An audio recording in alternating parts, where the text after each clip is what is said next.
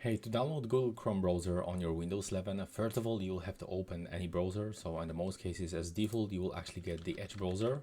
So when you open the start from the taskbar, you can actually open the Microsoft Edge, go into the Google search engine, and input the Google Chrome download phrase.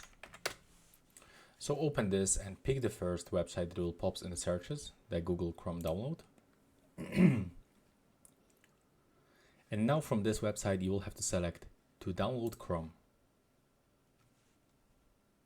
And now from here, click on the right upper corner on this button. You can help to make Google Chrome better by automatically send usage statistics and the crash reports. But if you don't want, you can just simply unselect. So click to accept and install. And now you'll have to wait for the downloading process. From here, we can click on this file to open show in the folder, or simply click to open a file.